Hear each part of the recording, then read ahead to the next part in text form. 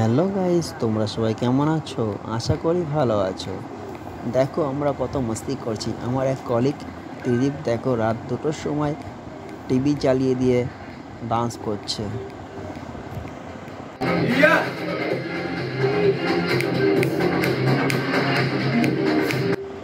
সকালে উঠে আমরা ব্রেকফাস্ট করে নিলাম, ব্রেড, বাটার, কচুরি, আলুর দম, ডিম দিয়ে। তারপর আমরা সমুদ্র স্নানের জন্য তৈরি হয়ে গেলাম। ত্রিদীপকে নিয়ে আমি চলে গেলাম সমুদ্র পাড়ে। দেখো প্রচুর লোক সকালেই এসে গেছে স্নান করবার জন্য।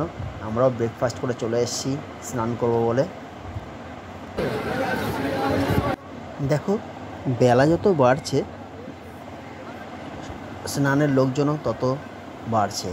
কোথা থেকে প্রচুর লোক চলে এলো হঠাৎ করে স্নান করতে দেখো। আর আমিও ওইদিকে জলে নেমে গেছি মস্তি করতে।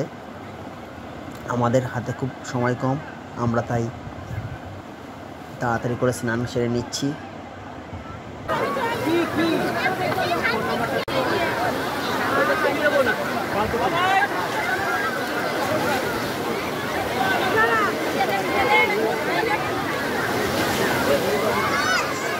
Thank you, Sriram.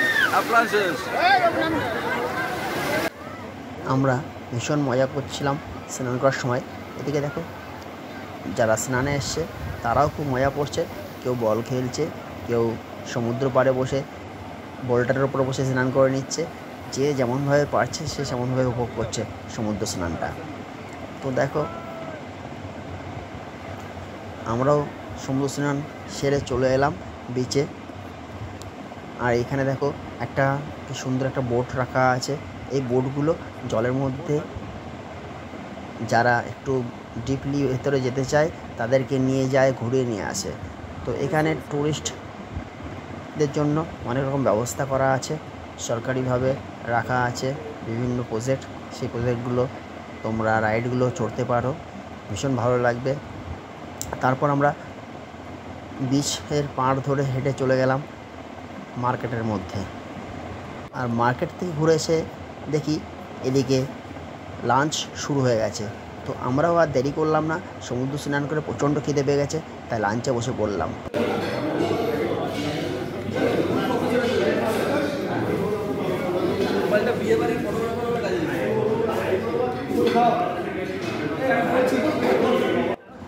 আজকের দুপুরের মেনুটা খুব সুন্দর ছিল। সবাই মস্তি করে একদম দুপুরের মেনুটা আমরা উপভোগ করলাম। পুরো মাটন ছিল আজকের মেনুতে। তো শুধু মাটন নয়, ভেটকি মাছও ছিল। আমাদের প্রিয় যে খাবারগুলি, প্রতিটা খাবারই আজ দুপুরে রাখা হয়েছিল। তো আমরা একদম পেট পুড়ে খাওয়া দাওয়া করলাম। দেখতেই পাচ্ছ সবাই লাইন দিয়ে দুপুরের মেনুগুলো একটা একটা করে সব নিয়ে নিচ্ছে। খুব সুন্দর রান্না হয়েছিল, খাওয়া দাওয়াও খুব ভালো হয়েছিল। আমাদের অফিসের প্রোগ্রামটা তাই ভীষণভাবে জমে উঠেছিল। তারপর আমরা বেরিয়ে পড়লাম বাড়ি ফেরার উদ্দেশ্যে। তো মাঝখানে একটু বিরতি নিয়েছিলাম, সবাই একটু নেমেছিল তাদের ট্যাঙ্ক খালি করবার জন্য। তো ট্যাঙ্ক খালি করেই আমরা এসে গেছিলাম যে কোলাঘাটের একটা বিখ্যাত হোটেল, সেটা দেখতে পাচ্ছ তোমরা, দেখে চিনবে অনেকে হয়তো। এটা হচ্ছে শেরি পাঞ্জাব। তো আমরা এখন শেরি পাঞ্জাব হোটেলের ভেতরে যাব বিকেলের টিফিনটা করবার জন্য। তো তোমরাও আসো আমাদের সাথে, একবার শেরি পাঞ্জাবে এসে বিকেলের টিফিনটা করে নাও। দেখো আমরা কী কী টিফিন করেছিলাম। তো আমাদের সাথে চলে আসো, দেখতেই পাবে। এরপরে আরও অনেক ভালো ভালো তোমাদেরকে কিছু ভিডিও দেখাবো এই ভিডিওর মধ্যেই, তোমরা দেখতে থাকো। দেখো এটা শেরি পাঞ্জাবের মেন গেট। এই ভেতর থেকে আমাদের বাসটা এসেছিলো এবং সামনে আমাদেরকে নামিয়ে দিয়ে বাসটা আবার ঘুরে চলে গেছিলো। আর আমরা ভেতরে যখন প্রবেশ করলাম দেখলাম ভীষণ সুন্দর শেরি পাঞ্জাব হোটেলটা, খুব সুন্দরভাবে সাজানো আছে। ওখানে দোলনা আছে, সেলফি জোন আছে। এবং আমরা ধীরে ধীরে একটু ভেতরের দিকে প্রবেশ করলাম, যেখানে তাদের স্টলটা আছে ঠিক সেই স্টলে। তো স্টলে যাওয়ার আগে এখানে তোমরা দেখতে পাচ্ছ অনেক বড় বড় করে একটা বিল্ডিং আছে। এই বিল্ডিংগুলো হচ্ছে শের ই পাঞ্জাবের বিভিন্ন রকম রেস্টুরেন্ট, হোটেল, আবাসিক হোটেলে সব রকম ব্যবস্থা আছে।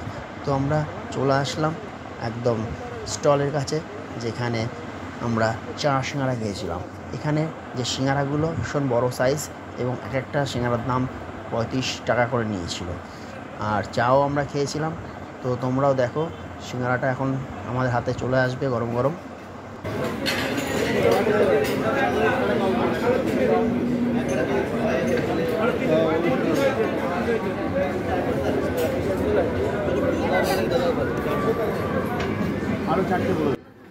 তোমাদেরকে একটু হোটেলের ভেতরটা দেখাই।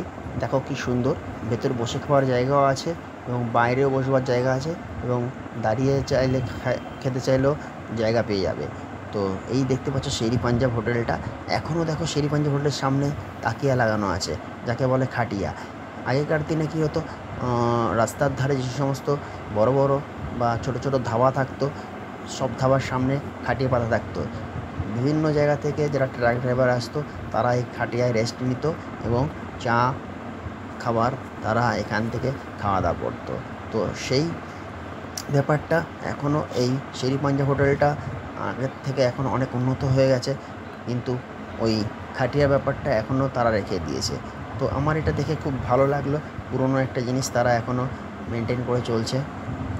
তো আমাদের চা খাওয়ার প্রায় শেষ হয়ে গেছে, তার মধ্যেই একটা বৃষ্টির আসার সম্ভাবনা আমরা দেখতে পেলাম এবং বৃষ্টি আসার ভয়ে আমরা তাড়াতাড়ি করে আমাদের বাসে উঠে এলাম। এবং দেখতেই পাচ্ছ এই যে মেন রোড, তার চারিদিকে দেখো কেমন বিদ্যুৎ চমকাচ্ছে। আর এই ভয়েই আমরা তাড়াহুড়ো করে বাসে উঠে আসি এবং আমরা আমাদের বাড়ির গন্তব্যে ফিরে আসি। কেমন লাগলো ভিডিওটা অবশ্যই লিখে যাবেন। ধন্যবাদ সবাইকে।